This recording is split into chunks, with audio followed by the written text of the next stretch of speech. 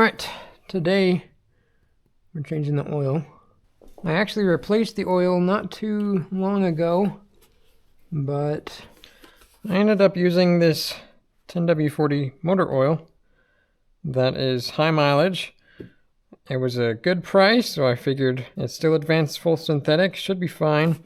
But later I found out you need specific motorcycle oil, still 10W40 for this Ninja, but this motorcycle oil is specific for wet clutch. We have got a wet clutch in here that needs this oil, so I'm going to be replacing the oil. You'll come along with me.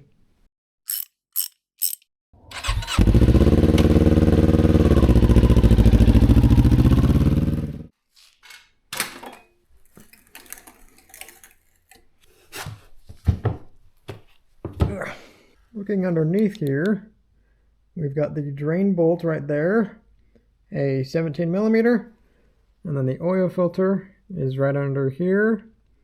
This one I put on a K&N with the bolt end on here, so I can use a wrench on that. You can take off this shield to make it easier to take off the oil filter, but it's still pretty doable with that left on.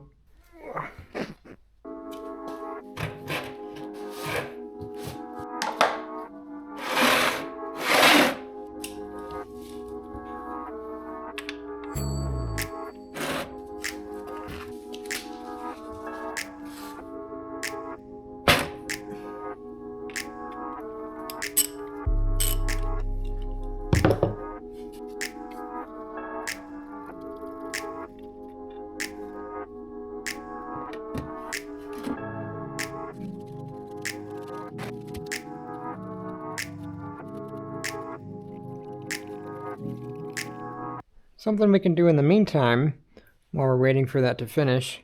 It's a good idea before every ride, and especially when it's been sitting in the garage for a while, to refill the tires. Here on the swing arm we can see it gives the pressure 28 psi for the front and 32 psi for the rear. I really like using this Ryobi air pump. I can just set it and forget it.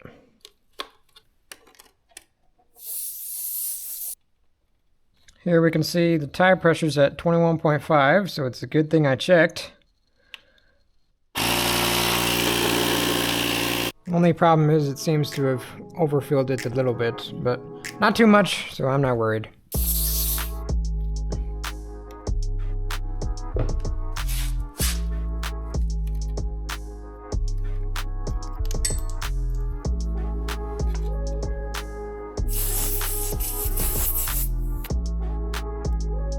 This one I actually did fill recently, and it looks like it's still good, so good on this tire.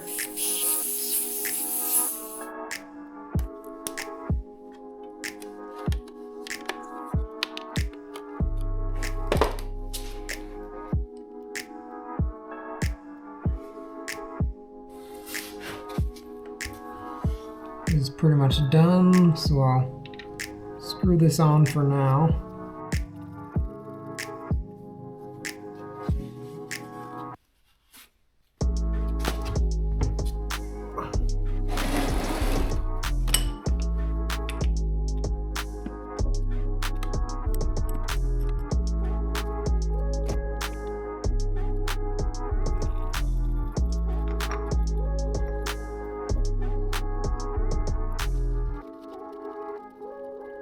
This filter is only a few hundred miles old, and so is the oil, so it's not dirty yet, so I'm just going to reuse it with the proper oil.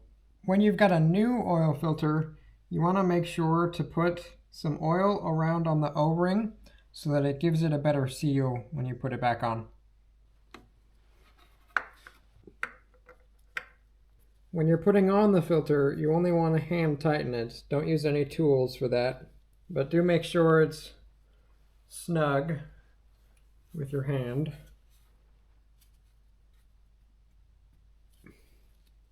All right, that should be good. Wipe off the excess oil. Let's just see if any more oil comes out of here. A little bit more. It should be good now.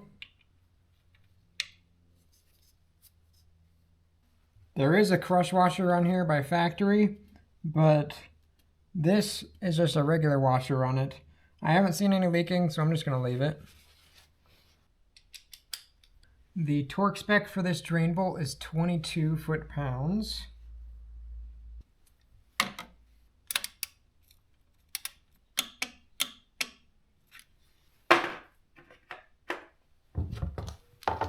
We can take this old oil to the parts store, like AutoZone or O'Reilly. They'll recycle this for free. The manual calls for 2 liters of oil. 1 quart is 946 milliliters, so just under a liter. I've got 2 quarts, and I'm gonna see if that fills us up in between the fill lines on this peak hole. So you want your oil, you can just open this up. It's good to have a funnel.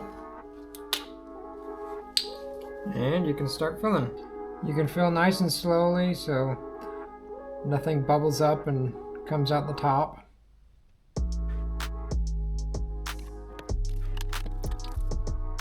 As I'm filling the second, I'll keep an eye on the peephole.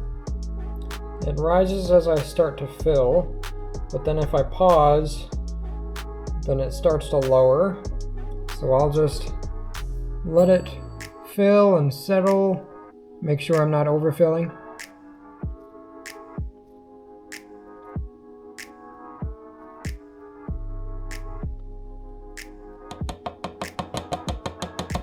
Alright, that's 2 quarts, and it's in between this top line and bottom line here. So I'll consider that good. With it on the stands, I've got it level. If you don't have stands like this, you can have someone else prop the bike up straight so that you can get a good reading on this. I don't think I'll need the extra 0.1 quart. I'm gonna keep an eye on this though, just to make sure the oil level doesn't drop, but I think that's good there. All right, with that filled, we can put this filler plug back in. And now, with these empty bottles, we can take that old oil and fill them into these, and then just take these to the parts store, and it's easy cleanup.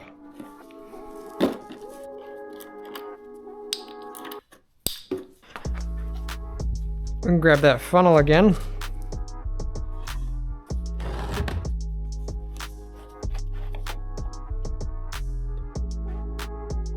This looks pretty dirty because I used this for lots of other oil changes. And there's still lots of dirt and guck in there that mixes with the oil. Let's make sure we're not overfilling that. It's right on. Wow, I got lucky there.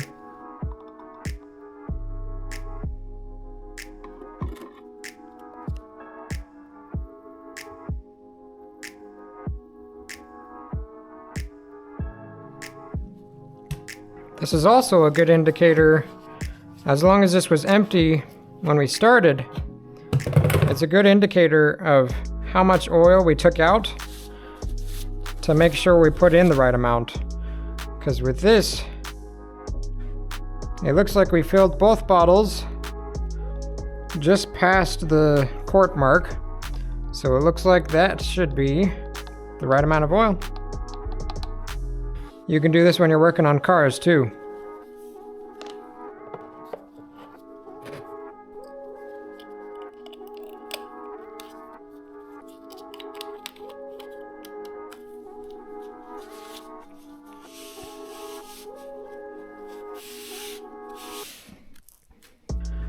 Now that we're all done, keep track of the miles on the oil change. I've got 5,068. I'd say probably 3,000-4,000 miles for the next oil change. So I'll keep an eye on it and change it around 8,000 miles. Get the oil filter in that one as well.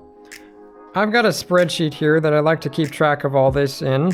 So I can keep track of the miles, the day I did it, what I did, the next service interval. If you'd like a spreadsheet like this, I'll leave a link down in the description. Now with the old oil, it's good to mark it with an X so you don't get it mixed up with other oil if you have more. But you're gonna be riding your motorcycle after getting it ready anyway, so may as well just take it to the parts store now. You can take it in your backpack or a tail bag. It's good to put it in a couple grocery bags, make sure it doesn't leak or anything.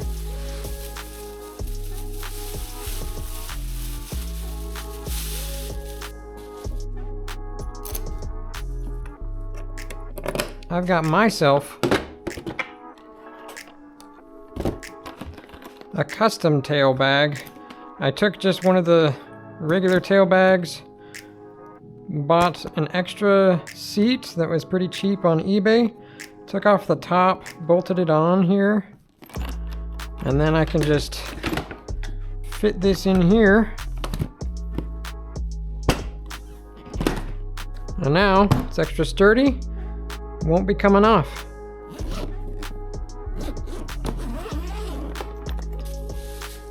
I got plenty of room to put this in. We can stick that there. And then head on out to the parts store. I don't have a helmet camera mount yet, but that's coming soon, so keep an eye out.